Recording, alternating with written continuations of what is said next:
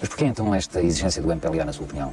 Quero crer que isso não é uma posição nova do MPLA. O MPLA em 1984 pediu ao presidente Houphouët-Boigny a mesma coisa. Também, em 1987, o presidente Kaunda mandou uma mensagem escrita que eu não recebi, porque estava informado do conteúdo da carta.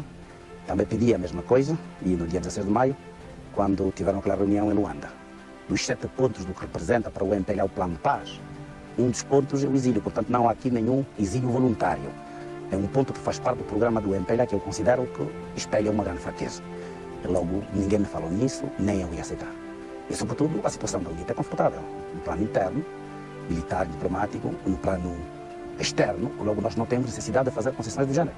Portanto, nem mesmo o presidente Mobutu, que é o mediador, nunca me falou nisso.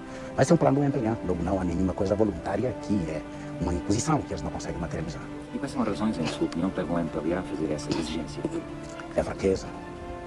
É fraqueza, é tibieza do MPLA. Aqui o Dr. Savimbi disse que a UNITA não era um partido, era uma frente. E sendo uma frente, ela inclui no seu seio várias sensibilidades.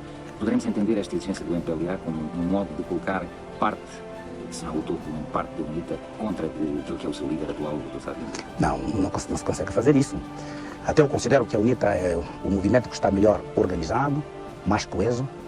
Quando nós estamos a dizer que a UNITA é uma frente, é porque nós não estamos dirigidos por uma ideologia monolítica, mas que nós temos o nosso próprio conceito político de unidade. Isto temos, portanto, nós não temos correntes, não temos grupos. O que nós estamos a dizer que é uma frente é porque nós temos uma liberdade de pensar diferentemente. Mas quando formos a atuar, atuamos todos como um corpo só. Logo, na UNITA não há grupos que o MPLA pretenda opor ao presidente Savimbi, não existe. Fazendo um exercício de futurologia política, se de facto fosse uma condição para que houvesse paz em Angola, um exílio ou qualquer outro nome que se dê a um afastamento do Dr. Savimbi, ele seria ponderado? Não, é que se nós estamos a pretender fazer a reconciliação nacional, passa necessariamente pelo esforço dos dirigentes para poderem convencer os seus militantes, os seus militares, a cooperarem com o MPLA. Portanto, é imponderável pelo facto de que o MPLA falhou a guerra. Em todos os termos históricos do conhecimento do tipo de guerras revolucionárias, o que se passa aqui em Angola é que o MPLA falhou. Porque uma guerra revolucionária não tem necessariamente que tomar Luanda. Em primeiro lugar, tem de paralisar o governo, o que nós conseguimos fazer em 14 anos. Também tem de paralisar a vontade do governo de lutar. Conseguimos. Os FAPLA hoje não querem lutar. Nessas condições, o MPLA não é vencedor. Como não é vencedor, não pode de forma nenhuma ditar condições. O MPLA procura compor com a UNITA. Nós estamos dispostos também, porque nós queremos a paz. Mas nós vamos para as negociações numa posição bastante forte, muito melhor do que o MPLA. Mas de qualquer forma, a UNITA também não é um vencedor. Mas entre uma força de guerrilha, que somos nós, que não tinha 60 mil cubanos, que não tinha os russos, que não tinha os tanques, que não tinha aviação, estarmos em pé de igualdade a negociar com o MPLA, não somos derrotados de forma nenhuma. Na sua opinião, deveria então existir em Angola uma fase durante a qual existiria um governo de transição e a seguir eleições. E isto é correto, isto é exato? Sim, eu não vejo como é que nós vamos cooperar com o MPLA. A Badolita foi uma vitória, porque pela primeira vez as delegações do MPLA e da UNITA encontraram-se. O plano da UNITA durante 14 anos foi de apelar para conversações diretas entre nós e o MPLA, que foi feito. Proclamou-se cessar-fogo, é preciso negociar cessar-fogo, e já não vemos como é que nós vamos cooperar. O MPLA pensa que pode integrar a UNITA, mas a UNITA não cabe no MPLA. Tem uma estrutura própria de 23 anos, é sólida, é rígida. Temos uma Força Armada também de 23 anos, não cabe também nas FAPLA. A única solução que eu vejo é a formação de um governo de coligação e que seja também de transição. Para mais tarde, através das eleições, darmos uma forma constitucional, digamos, permanente ao país. Isto não foi aprovado em Badolite, mas não vejo que se consiga fazer outra coisa. Mas o facto é que a regra geral em África, Sr. é de que o continente não gosta muito de eleições, elas não se têm verificado, não se têm feito de norte a sul. Não é verdade. Isso está a ser desmentido agora na Argélia. A Argélia, que fez a primeira revolução, agora está a fazer eleições. Porque a situação obrigou os argelinos a aceitar isso. E a Polónia está a fazer eleições, está um par de Varsóvia. Portanto, não, eu penso que essa situação de dizer que em África não se fazem eleições foi uma condenação que os africanos aceitaram, os europeus quiseram endossar, mas que não representa de forma nenhuma a vontade dos africanos também. Não há um único país africano, com exceção de Angola, que estendeu a independência em eleições. Todos passaram pelas eleições. Depois das eleições, os movimentos maioritários não deram possibilidade à oposição de se constituir em oposição política.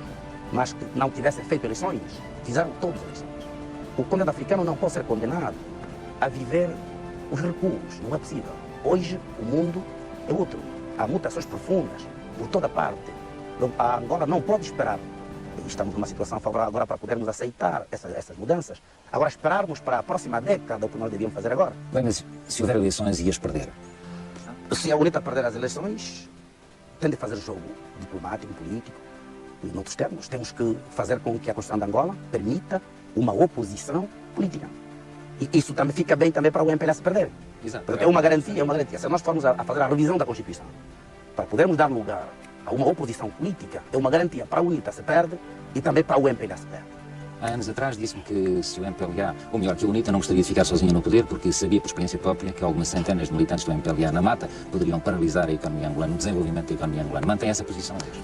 Portanto, feitas as eleições, dependerá da situação que nós vamos ver nessa altura. Poderemos formar um outro lugar da coligação, porque as coligações na Europa e todo mundo continuam a ser formas de governo. Se a situação de Angola, depois das eleições, ditar uma nova coligação, far-se a coligação. No que respeita à FNLA, qual o futuro dela, como encara a sua existência e a sua eventual existência, designadamente no processo que conduz a eleições? Não será só a FNLA, com certeza. A FNLA é um caso particular. A FNLA participou na libertação nacional, não participava no combate contra os cubanos, mas a FNLA para nós tem nome, tem um dirigente. Por isso mesmo terá lugar nesse xadrez de forças políticas angolanas para participar nas eleições. Que força é que vai representar neste momento, não sei. E também nós podemos dizer que outras forças políticas podem se formar. Não seria bom termos 43 partidos políticos, porque é a tendência de Angola, mas 3, 4 partidos políticos em Angola penso que aceitar. Qual é, agora que teve um primeiro encontro com o Dr. José Eduardo Santos, qual é a sua opinião sobre ele enquanto homem? Eu recordo também que há anos atrás o Dr. Sabino dizia que ele não tinha nem envergadura, nem a estatura política de, por exemplo, o Presidente Agostinho Neto. Enganou-se na altura ou engana-se agora quando o considera um homem corajoso? Não me engano em nada.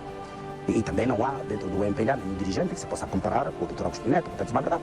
É uma verdade que eu digo como da UNITA, é uma verdade que os homens do MPLA constatam como MPLA. No entanto, o encontro que eu tive com o Presidente José Eduardo Santos, primeiro não o conhecia. Quando trabalhávamos com o MPLA, ele não estava lá. Devia ter ocupado nessa altura posições muito subalternas. É a coragem com que ele quis tomar essa posição, portanto, admiro essa coragem.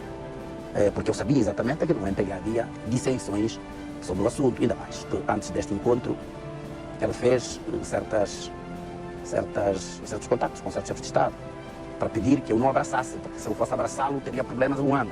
Portanto, compreendi imediatamente quando num encontro entre compatriotas nós temos que primeiro situar como é que vamos cumprimentar, não pode haver televisão, não pode haver fotógrafos, não se pode abraçar, portanto compreendo que é um meio muito limitativo a pedido do Eduardo Santos.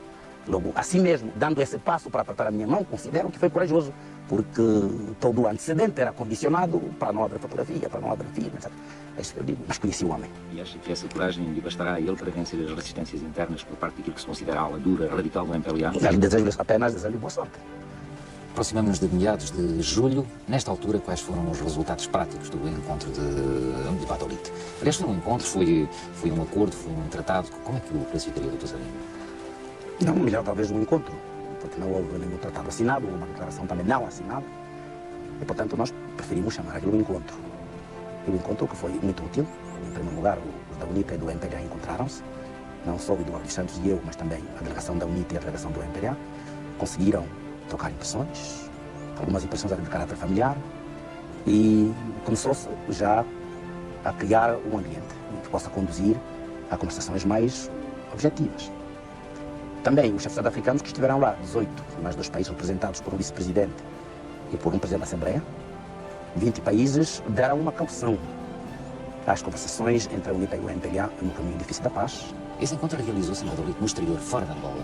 Mas aqui no interior de Angola, como é que ele foi visto? Como é que ele foi sentido? Quais foram as primeiras reações a ele, quer do lado das populações e das forças da UNITA, quer do lado das populações e das forças que estão com o MPLA? Felizmente não esperávamos, porque nós contávamos com isto. O povo de Angola está cansado de fazer guerra, de ambos os lados. E a vantagem da UNITA é que sempre nós antecipamos acontecimentos. Já em 1988, passamos todo o ano a apelar para o povo de Angola se preparar para a paz, escrever paz, pensar paz, conversar paz. Estamos nesta campanha há quase 2 anos. Portanto, a paz não surpreendeu nenhum militante da UNITA, nem militar da UNITA, muito menos dirigentes.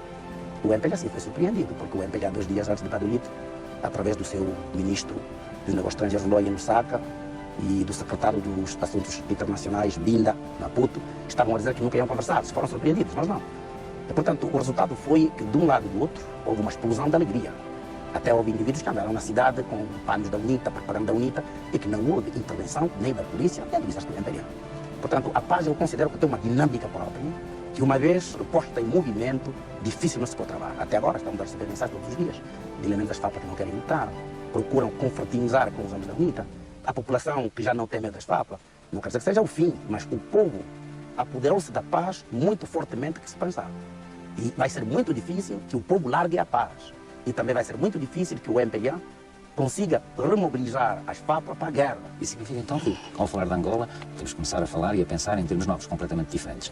Bom, primeiro, a paz que considero tem dinâmica própria, a paz que foi esperada durante 14 anos, a paz que o povo não vai largar. Teremos de dar um quadro, definir um quadro próprio, como é que vai se realizar a paz. Porque há um cessar-fogo condiciona a paz. Ele tem sido respeitado, esse cessar-fogo? Não penso que devíamos falar de respeitar ou não.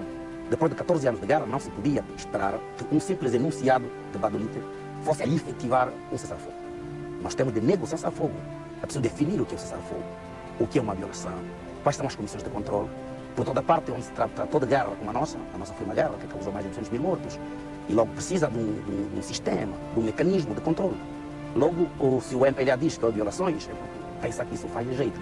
Não houve violações. Não houve negociações sobre a maneira de tornar o cessar-fogo efetivo.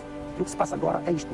As pessoas não têm nenhum mecanismo para respeitarem ou para reprovar os seus atos. Portanto, não considero que tenha havido violações de cessar-fogo. Temos de trabalhar para que nós encontremos um mecanismo que encontre o cessar-fogo. E se não fizermos isto, a paz fica uma palavra e as ações armadas poderão aqui acontecer. Se tivesse que estabelecer um paralelo entre o que está a acontecer em Angola neste momento e o que aconteceu no 25 de abril de 74, como é que o estabeleceria? Bom, o cessar-fogo com o governo português não houve nenhum. Não houve nenhum porque nenhuma força, a UNITA ou a FNLA ou a MPLA, nenhuma força estava em posição de exigir do governo português qualquer negociação particular sobre o cessar-fogo. Não havia. Portanto, só a FNLA é que apresentou um português preso, mas prendeu também depois do 25 de abril no norte. Então, não havia necessidade de se discutir o cessar-fogo. O que discutimos com o governo português foi mais o âmbito político, o quadro político da transferência de poder. Já não é a mesma coisa agora. Agora a UNITA tem 75 mil homens espalhados por toda parte. E o MPLA também tem a sua força. Aqui é preciso mesmo discutirmos juridicamente o que é que vai ser cessar-fogo. A questão aqui é mais difícil. A sua resposta não tem diretamente duas questões. 75 mil homens por um lado, como é que esses 75 mil homens se vão entender, se estão a entender neste momento, na medida do possível, com os homens do MPLA, com os tropas e os militares do MPLA? Por outro lado, a questão dos prisioneiros, não houve troca de prisioneiros com os portugueses, mas agora há prisioneiros do lado do MPLA e prisioneiros do lado da UNITA. É uma dupla questão. Primeiro, os nossos não estão a se entender com as FAP, portanto, continuam na posição em que nós queremos que estejam, demos ordens. Do lado do MPLA há uma certa trabalhação e há certos atos que eles fazem que nós podíamos chamar de violações como não são. E 75 mil homens temos de discutir onde é que ficam. Vamos reagrupar onde? Onde é que estão as linhas de agrupamento? Vão fazer o quê? Como é que vamos abastecer? O MPLA pode ou não pode abastecer as forças que ele tem no interior das linhas da UNITA? Há prisioneiros políticos, nós temos aqui para cima de 3 mil. Pilotos e outros quadros políticos do MPLA. Nós temos lá dezenas de milhares. Ninguém tocou neste problema. Portanto, é por isso que eu considero que o princípio foi bom.